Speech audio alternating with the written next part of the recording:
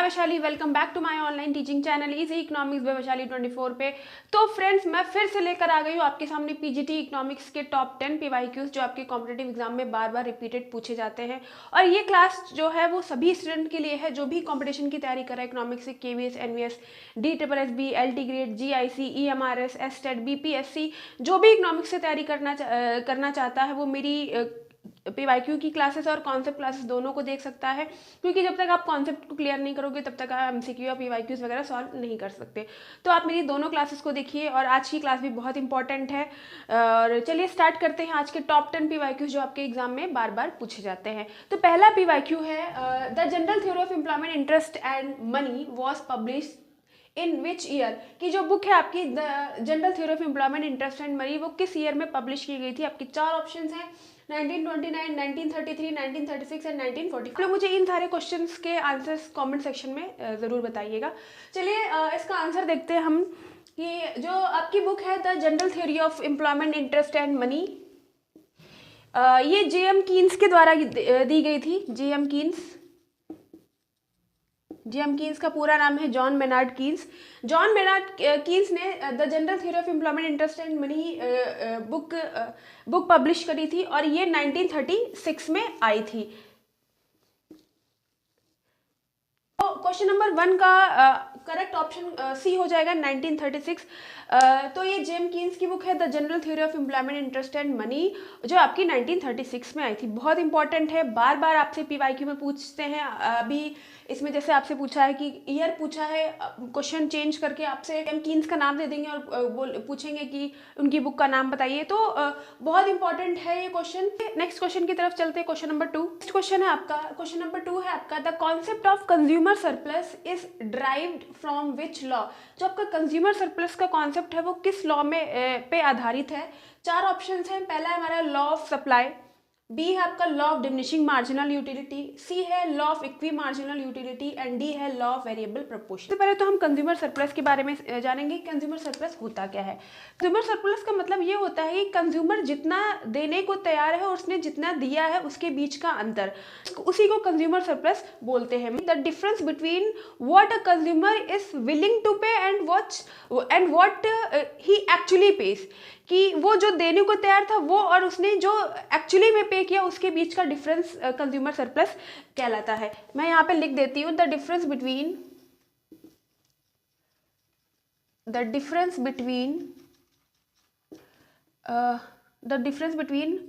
What a consumer is willing to pay and what he actually pays।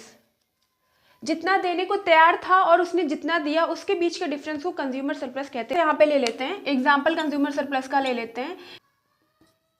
If you ready to pay 50 rupees for a pen but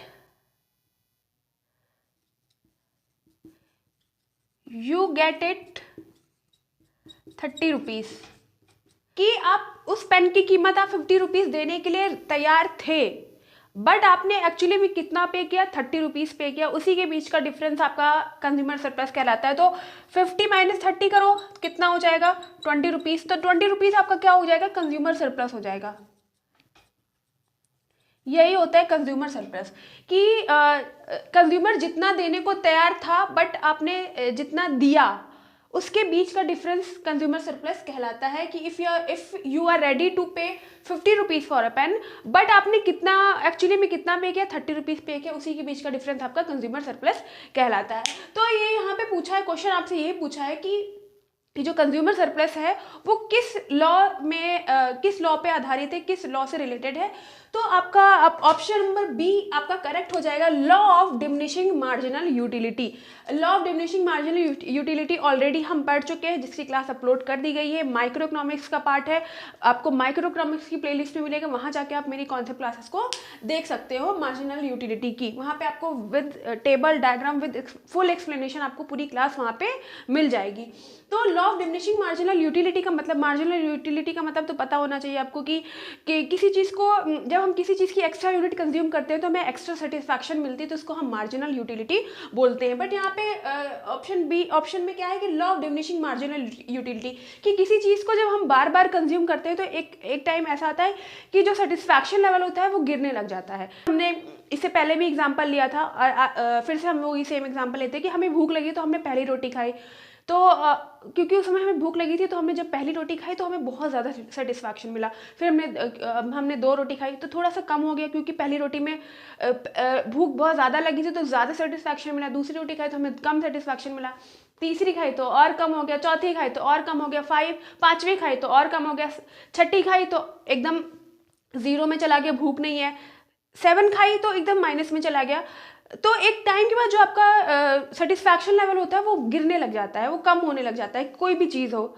तो इसीलिए जो the concept of consumer surplus is drive from law of diminishing marginal utility, की जो consumer surplus है वो law of diminishing marginal utility से related है। ठीक है, तो option number B, question number 2 का ऑप्शन नंबर बी आपका करेक्ट हो जाएगा, law of diminishing marginal utility. और ये था आपका कंज्यूमर सरप्लस जो मैंने यहाँ पे एक्सप्लेन कर दिया गया है। अब चलते हैं हम लोग क्वेश्चन नंबर 3 की तरफ। तो नेक्स्ट क्वेश्चन है आपका, क्वेश्चन नंबर 3 है, if the value of the correlation coefficient R is -1, it indicates, कि जो आपका कोरिलेशन का जो वैल्यू होती है वो -1 होती है, तो क्या चीज़ इंडिकेट करती है? आपके 4 ऑप्शन है। High degree of positive correlation की पॉजिटिव कोरिलेशन होता है। बी है आपका परफेक्ट निगेटिव कोरिलेशन की आपका निगेटिव कोरिलेशन होता है। सी हो जाएगा कि नो रिलेशन, कोई रिलेशन नहीं होता है। And D partial positive relation.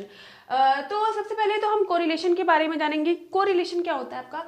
Correlation shows the relationship between 2 variable. ये 2 वेरिएबल, 2 वेरिएबल के बीच के रिलेशनशिप को बताता है, और उसकी बीच की वैल्यू -1 से +1 के बीच में होती है। तो हमें यहाँ पे बताना है कि जो अगर इसका -1 है तो क्या इफेक्ट पड़ेगा। तो कोरिलेशन क्या हो जाता है? Correlation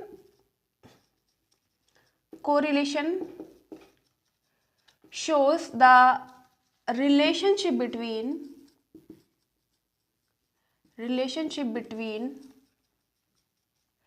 2 variables. 2 वेरिएबल्स के बीच के रिलेशनशिप को बताता है, और इसके बीच की वैल्यू क्या होती है? वैल्यू क्या हो जाएगी इन दोनों के बीच की? Always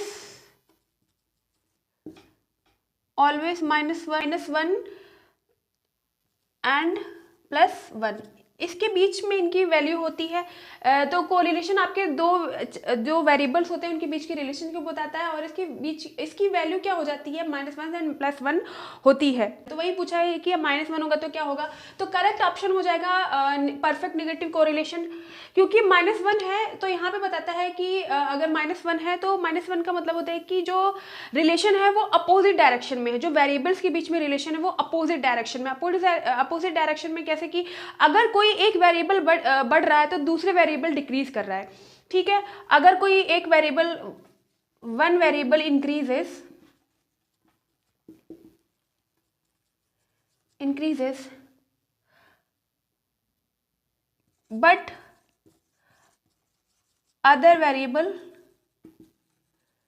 decreases।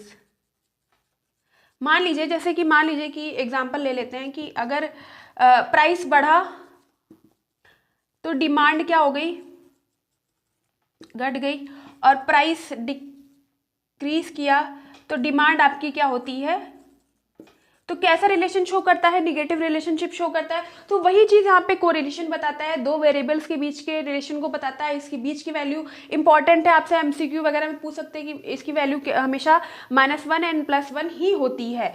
ठीक है, इंपॉर्टेंट है। और अगर -1 है तो इस वेरिएबल है वो अपोजिट डायरेक्शन में मूव कर रहे हैं, कि अगर एक वेरिएबल इंक्रीज करता है तो दूसरा वेरिएबल जो है डिक्रीज घट रहा है। ठीक है, जैसे मान लीजिए कि अगर आपका प्राइस बढ़ता है तो डिमांड घट जाती है, प्राइस डिक्रीज करता है तो डिमांड बढ़ जाती है। इसका मतलब है कि अपोजिट डायरेक्शन में, तो कैसा रिलेशनशिप हो जाएगा, निगेटिव रिलेशनशिप हो जाएगा। वही चीज यहाँ पे बताया गया है, अगर कोरिलेशन कोफिशिएंट -1 है तो आपका क्या हो जाएगा, परफेक्ट निगेटिव कोरिलेशन हो जाएगा। तो ऑप्शन नंबर बी आपका करेक्ट हो जाएगा। तो क्वेश्चन नंबर 3 का ऑप्शन नंबर बी आपका करेक्ट हो जाता है, परफेक्ट निगेटिव कोरिलेशन। हमेशा ध्यान रखना कि अगर -1 होता है कोरिलेशन कोफिशिएंट, तो आपका परफेक्ट निगेटिव कोरिलेशन होता है, क्योंकि अपोजिट डायरेक्शन को शो करता है। और वैल्यू याद रखना कि -1 एंड +1 हमेशा इसकी वैल्यू होती है। ओके, अब चलते हैं हम लोग नेक्स्ट क्वेश्चन नंबर 4 की तरफ। तो नेक्स्ट क्वेश्चन है आपका क्वेश्चन नंबर 4। क्वेश्चन नंबर 4 है आपका, who is known as the lender of last resort in India. कि इंडिया के अंदर लेंडर ऑफ लास्ट रिसोर्ट कौन सी बैंक है। आपके 4 ऑप्शन है, State Bank of India, B है आपका मिनिस्ट्री ऑफ फाइनेंस, सी है Reserve Bank of India and D है आपका नाबार्ड। तो lender of the last resort का क्या मतलब हो जाएगा कि आखिरी सहारा देने वाला। कि जब कोई बैंक वगैरह जो कमर्शियल बैंक वगैरह होती है, जब क्राइसिस में पड़ जाती हैं, तो उनको इमरजेंसी लोन कौन सी बैंक देता है, तो आप सेंट्रल बैंक ऑफ इंडिया देती है। सेंट्रल बैंक आपकी कौन है, आरबीआई है, रिजर्व बैंक ऑफ इंडिया। तो आपका करेक्ट ऑप्शन क्या हो जाएगा, option number C, Reserve Bank of India आपका करेक्ट ऑप्शन हो जाएगा। Option number C, lender of the last resort होता है, क्योंकि ये सेंट्रल बैंक होती है। आरबीआई आपकी क्या है, सेंट्रल बैंक है, केंद्रीय बैंक होती है। और ये जो भी अगर कोई बैंक लोन, अगर कोई बैंक क्राइसिस में होती है या उसको लोन की ज़रूरत होती है, तो जो रिजर्व बैंक होता है वही lender of the last resort के रूप में काम करता है, वही उनको हेल्प प्रोवाइड करता है, फाइनेंस हेल्प प्रोवाइड करता है। तो आपका option number C, Reserve Bank of India correct हो जाएगा। कब इस्टेब्लिश्ड हुआ था आपका, 1 अप्रैल 1935 में इस्टेब्लिश्ड हुआ था। इस्टेब्लिश्ड 1 अप्रैल 1935। और इसका राष्ट्रीयकरण कब हुआ था, नेशनलाइजेशन कब हुआ था, नेशनलाइजेशन 1 जनवरी 1949। आपसे ये भी पूछ सकते हैं ना, एस्टैब्लिशमेंट और नेशनलाइजेशन कब हुआ था। तो आरबीआई क्या आपकी सेंट्रल बैंक होती है, केंद्रीय बैंक होती है। जो जो सारे बैंक्स, जो कमर्शियल बैंक्स होते हैं, उन सबको ये हेल्प करती है, उन सबको रेगुलेट करती है। जो भी बैंक रेट पॉलिसीज़ होती है वो आरबीआई के द्वारा ही बनाई जाती है, और सारी बैंक्स उनको फॉलो करती है।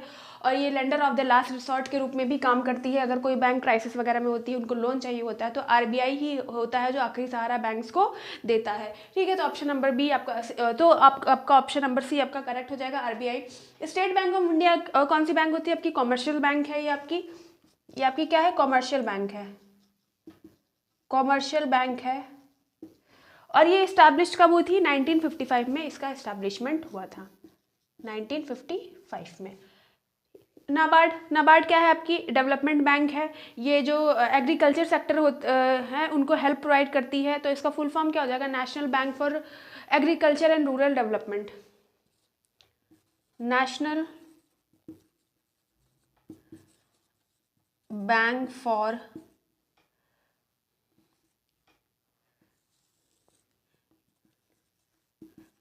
एग्रीकल्चर एंड रूरल डेवलपमेंट, इसका फुल फॉर्म है। आपसे फुल फॉर्म भी पूछते हैं। कब इस्टेब्लिशमेंट हुई थी इसकी, 1982 में इसका इस्टेब्लिशमेंट हुआ था नाबार्ड का। और मिनिस्ट्री ऑफ फाइनेंस क्या है, इसको वित्त मंत्रालय कहते हैं, जो लोगों को फाइनेंस करती है, हेल्प प्रोवाइड करती है। तो ये ऑप्शन नंबर, क्वेश्चन नंबर 4 का आपका ऑप्शन नंबर सी आपका करेक्ट हो जाएगा, रिजर्व बैंक ऑफ इंडिया। और आपका स्टेट बैंक आपका क्या है, जो कमर्शियल बैंक होती है। एस्टैब्लिशमेंट कब हुआ था, 1955 में हुआ था। 1982 जो एग्रीकल्चर और रूरल डेवलपमेंट की बैंक होती है। तो अब चलते हैं हम लोग क्वेश्चन नंबर 5 की तरफ। नेक्स्ट क्वेश्चन है, क्वेश्चन नंबर 5 है आपका स्टैट से आपको क्वेश्चन पूछा गया है। In a normal distribution the relationship between mean, median and mode is. कि नॉर्मल डिस्ट्रीब्यूशन में मीन, मीडियन, मोड के बीच में रिलेशनशिप क्या होता है। पहला ऑप्शन है mean is greater than median, median is greater than mode. Second है mean is less than median is less than mode. C है आपका mean equals to median, median equals to mode. And D option आपका mean is not equal to median, median is not equal to mode. तो normal distribution में क्या होता है, normal distribution curve को bell shaped curve भी कहा जाता है। It is also called bell shaped curve, bell shaped curve, it is also called normal distribution में जो जो कर्व होते हैं वो लेफ्ट हैंड साइड से लेफ्ट साइड से एंड राइट साइड से दोनों साइड से बराबर होते हैं, इसलिए जो कर्व होता है वो बैलेंस होता है। और इसीलिए जो नॉर्मल डिस्ट्रीब्यूशन में जो आपका मीन होता है, मीडियन होता है एंड मोड होता है, तीनों इक्वल होते हैं। तो ऑप्शन नंबर सी आपका करेक्ट हो जाएगा। Mean equals to median equals to mode, तीनों यहाँ पे बराबर होते हैं। और normal distribution is also called bell shaped curve. यहाँ पे जो भी कर्व होते हैं वो बैलेंस्ड शेप के होते हैं, लेफ्ट साइड से भी राइट साइड। क्वेश्चन नंबर 5 का ऑप्शन नंबर सी आपका करेक्ट हो जाएगा। Mean equals to median equals to mode, तीनों यहाँ पे बराबर होते हैं। अब नेक्स्ट क्वेश्चन आपका क्वेश्चन नंबर 6 की तरफ चलते हैं। क्वेश्चन नंबर 6 है आपका, the absolute advantage theory of international trade was given by, कि निरपेक्ष लागत का सिद्धांत जो आपके इंटरनेशनल ट्रेड में है वो किसने दिया है। ये क्वेश्चन आपका इंटरनेशनल ट्रेड से है और ऑप्शन है आपके डेविड रिकार्डो, बी है आपका एडम स्मिथ, सी आपके हेक्सोरलियन, डी है आपके जेएस मिल। तो एब्सोल्यूट एडवांटेज थ्योरी आपके एडम स्मिथ के द्वारा दिया गया था। एडम स्मिथ कौन है, आपके फादर ऑफ इकोनॉमिक्स हैं। और एब्सोल्यूट एडवांटेज का मतलब होता है कि जब दो देश, क्योंकि ये इंटरनेशनल ट्रेड से लिया गया है, ये क्वेश्चन आपका इंटरनेशनल ट्रेड का है। और एडम स्मिथ ने एक थ्योरी दी थी इंटरनेशनल ट्रेड में, एब्सोल्यूट एडवांटेज थ्योरी, जिसको हिंदी में निरपेक्ष लागत का सिद्धांत बोला जाता है। इस थ्योरी में इन्होंने ये चीज़ बताई कि जब दो कंट्री आपस में ट्रेड करती हैं, दोनों कंट्री का किसी एक एक चीज़ में स्पेशलाइजेशन होना चाहिए, दोनों कंट्री किसी एक एक चीज़ में अच्छी होनी चाहिए, तभी आपका व्यापार हो सकता है। जैसे एग्जांपल हम लोग, क्योंकि ट्रेड हमेशा दो कंट्रीज़ के बीच में होता है, तो दो कंट्री हम ले लेंगे और यहाँ पे दो प्रोडक्ट ले लेंगे। तो यहाँ पे इंडिया ले लेते हैं और एक हम ले लेते हैं यूएसए ले लेते हैं। फिर दो प्रोडक्ट्स की ज़रूरत होगी, दो चीज़ों की ज़रूरत होगी। अभी मैं जैसे कि मैंने बताया कि एब्सोल्यूट एडवांटेज तब होता है जब दोनों कंट्री का किसी एक एक चीज़ में स्पेशलाइजेशन होना चाहिए, विशिष्टीकरण होना चाहिए, दोनों कंट्री किसी एक एक चीज़ में अच्छी होनी चाहिए, तभी आप आपस में व्यापार कर सकते हो, तभी दोनों को बेनिफिट होगा। क्योंकि जो कंट्री जिस चीज़ में अच्छी होगी वो उस चीज़ में स्पेशलाइजेशन करेगी और आपस में दोनों ट्रेड कर लेंगी। आपका यहाँ पे हम ले लेते हैं कि राइस ले लिया हमने और हमने यहाँ पे वीट ले लिया। तो इंडिया राइस का उत्पादन 10 कर रही है और ये कितना कर रही है, 5 कर रही है। और यूएसए राइस का उत्पादन 5 कर रही है और ये कितना कर रही है, 10। तो इंडिया राइस में कितना प्रोडक्शन कर रही है, 10 कर रही है, और वीट में कितना कर रही है, 5 कर रही है। और यूएसए राइस में कितना कर रही है, 5 कर रही है, और वीट में कितना कर रही है, 10।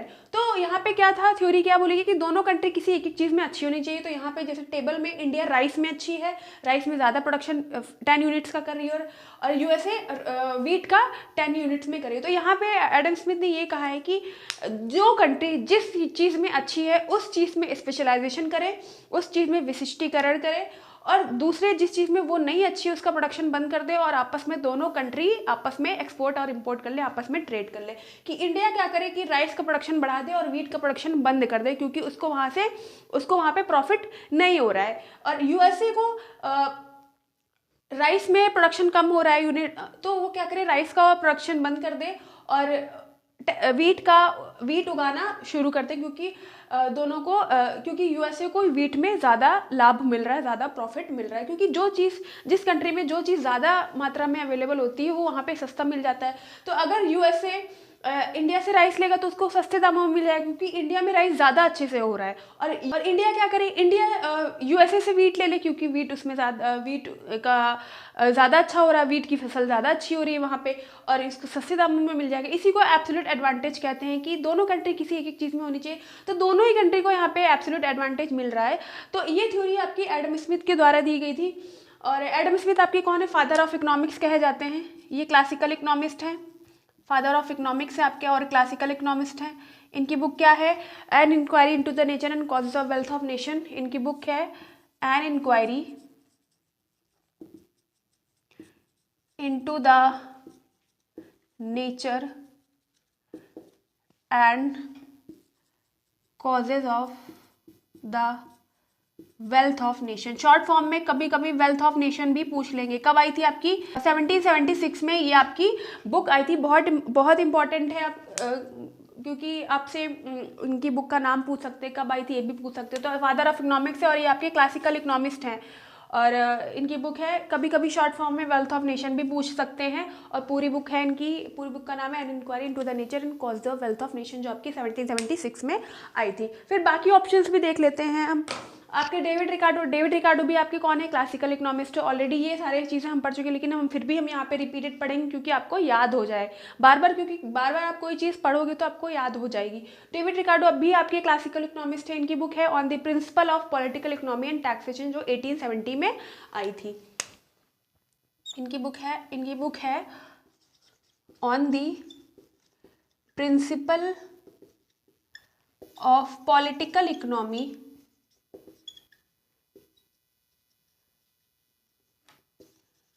And taxation, on the principle of political economy and taxation, जो 1817 में आई थी, 1817 में आई थी।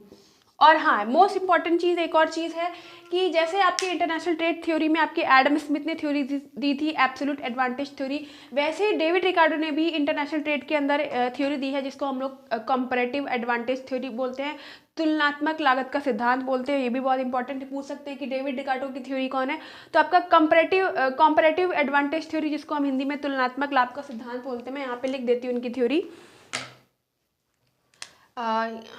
यहाँ पे कंपैरेटिव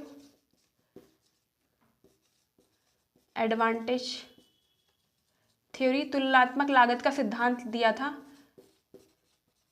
तुलनात्मक लागत सिद्धांत बहुत इंपॉर्टेंट है, लागत का सिद्धांत दिया था। तो जो डेविड रिकार्डो है, इनकी बुक है on the principle of political economy and taxation, जो 1870 में आई थी। और इन्होंने एक थ्योरी भी दी थी जो आपकी इंटरनेशनल ट्रेड में कंपैरेटिव एडवांटेज थ्योरी, जो आपका हिंदी में तुलनात्मक लागत का सिद्धांत हो जाएगा। फिर नेक्स्ट ऑप्शन हम देख लेते हैं हेक्सर-ओलिन। हेक्सर-ओलिन को मॉडर्न इकोनॉमिस्ट कहा जाता है। इन्होंने मॉडर्न थ्योरी दी थी, हेक्सर-ओलिन ट्रेड थ्योरी दी थी इन्होंने, जिसको HO theory, Heckscher-Olin trade theory. इनकी थ्योरी का बहुत नाम है, इनकी थ्योरी को मॉडर्न थ्योरी भी कहा जाता है, मॉडर्न थ्योरी और modern theory factor endowment theory भी कहा जाता है। कई नाम है इनकी थ्योरी के, factor endowment theory, factor endowment theory, साधन संपन्नता का सिद्धांत कहा जाता है। तो ये इन्होंने मॉडर्न थ्योरी दी थी। इनकी थ्योरी है हेक्सर-ओलिन ट्रेड थ्योरी, इन्होंने ट्रेड थ्योरी दी थी। और इनकी थ्योरी इनकी थ्योरी है हेक्सर-ओलिन थ्योरी, आपकी 1930 में आई थी, 1930 में इन्होंने थ्योरी दी थी। Modern theory, HO theory and factor endowment theory, तीन एक ही थ्योरी के तीन नाम है। आपके आ जाते हैं JS मिल। JS मिल ने रेसिप्रोकल डिमांड थ्योरी दी थी, रेसिप्रोकल डिमांड थ्योरी।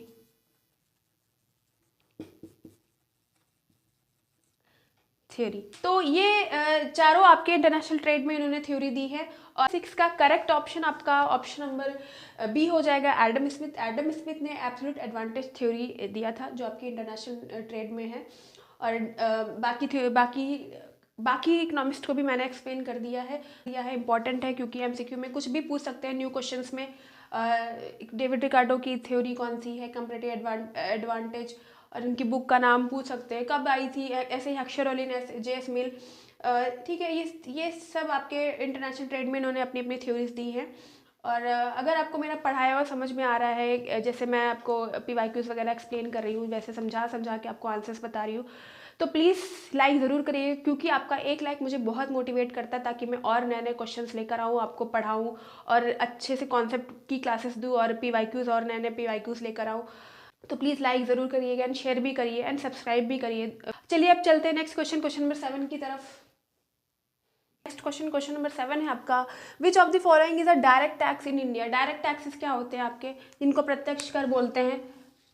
आपके 4 ऑप्शन है, इसमें से डायरेक्ट टैक्स बताना। आपका GST है, आपका पहला है, B है आपका कस्टम ड्यूटी, C है आपका कॉर्पोरेट टैक्स एंड D है आपका एक्साइज ड्यूटी। तो डायरेक्ट टैक्स आपके कंपल्सरी टैक्स होते हैं, जो जिस व्यक्ति पर, जिस पर्सन पर लगाया जाता है उसी को देना होता है डायरेक्ट टैक्स। और इसमें से बताना है कि आपका डायरेक्ट टैक्स कौन है। तो डायरेक्ट टैक्स आपका कॉर्पोरेट टैक्स हो जाएगा।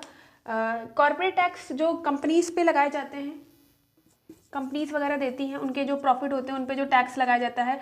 तो कॉर्पोरेट टैक्स आपके कंपनीज पे लगाए जाते हैं। कंपनीज जो गवर्नमेंट को टैक्स देती है, वही आपका कॉर्पोरेट टैक्स कहलाता है। तो ये आपका डायरेक्ट टैक्सेस के अंतर्गत आता है। अब बाकी ऑप्शंस भी हम यहाँ पे देख सकते हैं। तो लेकिन क्वेश्चन नंबर 7 का आपका करेक्ट ऑप्शन सी हो जाएगा, कॉर्पोरेट टैक्स। डायरेक्ट टैक्स आपका कॉर्पोरेट टैक्स होता है जो कंपनीज के द्वारा दिया जाता है गवर्नमेंट को। जीएसटी आपका, जीएसटी क्या है? Goods and services tax, goods and service tax. कब आया था? आपका 1 जुलाई 2017 को आया था, 1 जुलाई 2017। ये कौन सा टैक्स होता है? ये इनडायरेक्ट टैक्स है। जीएसटी आपका इनडायरेक्ट टैक्स है। कस्टम ड्यूटी, कस्टम ड्यूटी जो एक्सपोर्ट और इंपोर्ट पे दिया जाता है, एक्सपोर्ट और इंपोर्ट पे लगाया जाता है, जो प्राइसेस पे ऐड कर दिया जाता है, इस इंपोर्ट पे लगता है, ये भी आपका इनडायरेक्ट टैक्स में आ जाएगा। एक्साइज ड्यूटी भी आपका प्रोडक्शन पे लगता है, जो आपके प्रोडक्शन पे लगता है, कीमतों में जोड़ दिया जाता है। तो जो आपका जीएसटी हो गया, कस्टम ड्यूटी हो गया, एक्साइज ड्यूटी हो गया, ये तीनों आपके इनडायरेक्ट टैक्सेस के अंतर्गत आते हैं। बट यहाँ पे आपका क्या पूछा है? आपसे डायरेक्ट टैक्स पूछा है। डायरेक्ट टैक्स जिस व्यक्ति पे लगाया जाता है उसी को देना होता है, वो किसी और पे नहीं डाल सकता डायरेक्ट टैक्स को।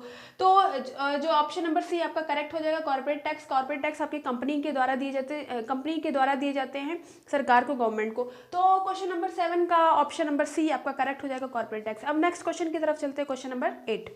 तो नेक्स्ट क्वेश्चन है क्वेश्चन नंबर 8। क्वेश्चन नंबर 8 है आपका, the big push theory of economic development was propounded bye. आपकी बिग पुश थ्योरी है वो किसके द्वारा प्रोपाउंड किया गया है? डब्ल्यू रोस्टो, बी है आपके रोस्टिन रोडान, सी है आपके हार्वे लिबस्टीन एंड डी है आपके रैगनर नर्के। तो सबसे पहले हम बिग पुश के बारे में समझेंगे कि बिग पुश थ्योरी है क्या। तो बिग पुश थ्योरी ये है कि जो कंट्री है वो जो गरीब कंट्री है, जो गरीब देश है या जो पिछड़े क्षेत्र हैं, उनको उस गरीबी के चक्र से, जो एक सर्किल में बंधे हुए हैं, उससे बाहर निकालने के लिए बहुत बड़े पुश की ज़रूरत है, एक बहुत बड़े लार्ज इन्वेस्टमेंट की ज़रूरत है। उसी को बिग पुश थ्योरी कहा गया है कि एक जो गरीब देश है, जो पिछड़े देश हैं, उनमें एक पुश की ज़रूरत है। पुश कैसा कि एक बहुत बड़ा इन्वेस्टमेंट करना चाहिए उन गरीब देश या पिछड़े क्षेत्रों में, कि वहाँ पे इन्वेस्टमेंट होगा तो लोग, प्रोडक्शन बढ़ेगा, फिर लोगों को इनकम मिलेगी, तो धीरे धीरे कंट्री डेवलपमेंट में आ जाएगी। तो इसी को कहा गया है बिग पुश थ्योरी। तो ये थ्योरी आपके रोस्टिन रोडान के द्वारा दिया गया है। कंट्री में एक बहुत बड़े लार्ज इन्वेस्टमेंट की बात करी गई है, कि जो गरीब और पिछड़े देशों में लार्ज इन्वेस्टमेंट करना, large scale investment,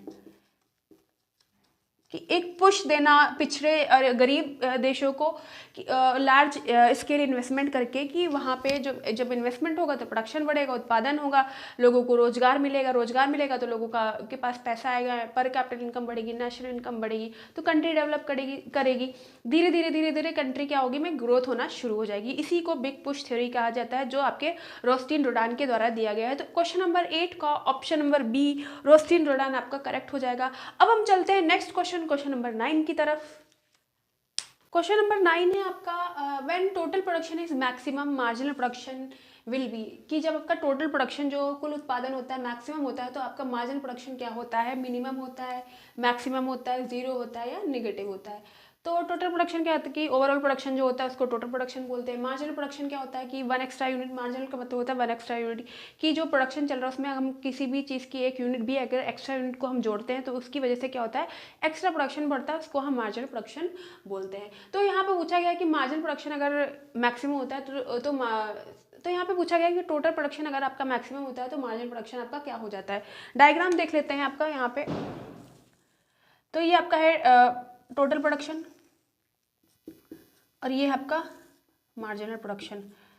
total production जब आपका इंक्रीज कर रहा है, ये मतलब इंक्रीज होता है, ये मैक्सिमम हो जाएगा और कांस्टेंट भी बोलते हैं। और इस जगह पे क्या हो रहा है, डिक्रीज कर रहा है टोटल प्रोडक्शन, और यहाँ पे क्या है, इंक्रीज कर रहा है आपका। यहाँ पे क्या है आपका पॉजिटिव है MP, ये आपका मैक्सिमम है, तो ये आपका क्या हो जाएगा, ये जीरो की लाइन है, ओरिजिन की लाइन है, ये आपका एक्स एक्सिस होता है, ये वाई एक्सिस होता है, और इधर हम यूनिट्स करते हैं, तो ये आपका क्या हो जाएगा, जीरो हो जाएगा, और ओरिजिन से नीचे जाएगा तो क्या चला जाएगा, माइनस में चला जाएगा, निगेटिव हो जाएगा। तो आपसे पूछा गया टोटल प्रोडक्शन मैक्सिमम होता है तो मार्जिनल प्रोडक्शन क्या हो जाता है। तो सबसे पहले तो यहाँ देखेंगे कि टोटल प्रोडक्शन जो आपका इंक्रीज कर रहा है तो आपका मार्जिनल प्रोडक्शन भी पॉजिटिव है, ठीक है। नीचे। और जब आपका मार्जिनल टोटल प्रोडक्शन आपका मैक्सिमम है तो उस समय जो आपका मार्जिनल प्रोडक्शन होता है वो जीरो हो जाता है। तो इसलिए आपका करेक्ट ऑप्शन क्या हो जाएगा, करेक्ट ऑप्शन आपका सी हो जाएगा, zero. Total production, average production और मार्जिनल प्रोडक्शन को मैंने बहुत ही अच्छे से table and diagram full explanation के साथ मैंने पढ़ाया है, जिसकी क्लास आपकी मेरे माइक्रोइकोनॉमिक्स प्लेलिस्ट में मिलेगी, जाके वहाँ से आप अच्छे से कॉन्सेप्ट को समझ सकते हैं। करेक्ट ऑप्शन आपका जीरो हो जाएगा। और यहाँ पे देखो जैसे ही आपका मार्जिन टोटल प्रोडक्शन डिक्रीज किया, आपका मार्जिनल प्रोडक्शन पे क्या हो गया, निगेटिव में चला गया। तो यहाँ पे आपका ऑप्शन नंबर सी आपका जीरो आपका करेक्ट हो जाएगा। When total production is maximum marginal production will be zero, कि आपका जब मैक्सिमम होता है तो आपका टोटल प्रोडक्शन जब आपका मैक्सिमम होता है, कांस्टेंट होता है, तो उस समय क्या होता है, जो एमपी होता है तो आपका क्या हो जाता है, जीरो हो जाता है। तो आपका क्वेश्चन नंबर 9 का ऑप्शन नंबर सी आपका जीरो करेक्ट हो जाएगा। अब चलते हैं हम लोग लास्ट क्वेश्चन नंबर 10 की तरफ। आपका लास्ट क्वेश्चन है devaluation of a currency means, devaluation जिसको हम अवमूल्यन बोलते हैं, उसका मीनिंग क्या होता है। 4 ऑप्शन है। Reduction in the value of domestic country in terms of foreign currency by the government, B है decrease in the value of currency due to market force, C है आपका increase in the price of gold, and D है आपका none of the above. Devaluation क्या होता है, अवमूलन क्या होता है। डिवैल्यूएशन का मतलब होता है कि सरकार द्वारा अपनी देश की मुद्रा को विदेशी देश की मुद्रा के मुकाबले में कम कर देना, यानी कि अवमूल्यन, यानी कि जो घरेलू मुद्रा होती है, जो डोमेस्टिक करेंसी होती है, उसकी वैल्यू को सरकार के द्वारा कम कर देना फॉरेन करेंसी के मुकाबले।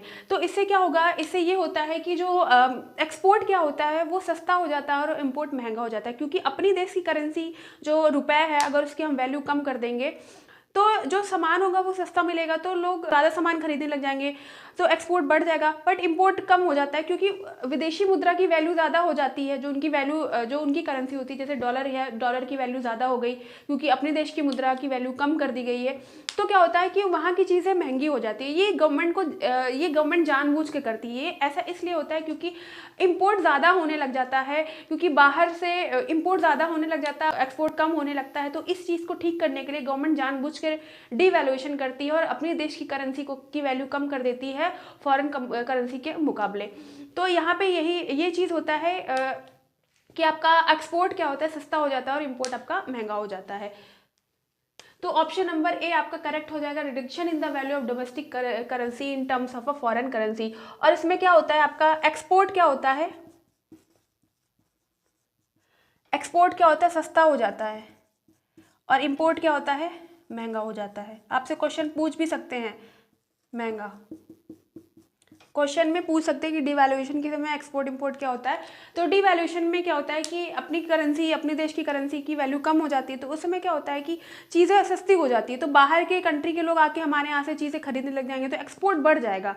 और बाहर देश की जो फॉरेन कंट्री की चीज़ें होंगी उनकी, क्योंकि उनकी करेंसी की वैल्यू हमारी करेंसी से ज़्यादा है, तो उस समय क्या होगा कि उनकी करेंसी की वैल्यू ज़्यादा होने के कारण जो इंपोर्ट है वो कम हो जाएगा, क्योंकि प्राइसेस उनके हाई हो जाएंगे और हमारी करेंसी की वैल्यू कम है, तो हमें ही लॉस होगा। अगर हम उनकी कंट्री से ज़्यादा पैसे दे के खरीदेंगे तो हमें ही लॉस होगा। तो इससे अच्छा लोग यही सोचते हैं कि हम अपनी कंट्री में क्यों ना चीज़ें ले लें। तो इसीलिए गवर्नमेंट जानबूझ के करती है, ताकि जो डोमेस्टिक कंट्री हैं वहाँ की चीज़ें बिकनी शुरू हो जाए, एक्सपोर्ट बढ़ जाए और इंपोर्ट थोड़ा सा कम हो जाए, बैलेंस करने के लिए। ठीक है, तो आपका ऑप्शन नंबर ए करेक्ट हो जाएगा, reduction in the domestic currency in terms of foreign currency in the government. यहाँ पे एक्सपोर्ट क्या होता है, सस्ता हो जाता है, और इंपोर्ट आपका इंपोर्ट महंगा हो जाता है। ठीक है दोस्तों, ऑल राइट स्टूडेंट, ये थे आपके टॉप 10 पीजीटी इकोनॉमिक्स के टॉप 10 PYQs। और अगर आपको समझ में आए, क्लास अच्छी लगी तो कमेंट सेक्शन में ज़रूर बताइएगा, और लाइक शेयर एंड सब्सक्राइब करिए, and yes press the bell icon, ताकि मेरे वीडियो की नोटिफिकेशन आपको टाइम से मिले। मिलते हैं नेक्स्ट क्लास में न्यू PYQ के साथ। नमस्ते दोस्तों, थैंक यू।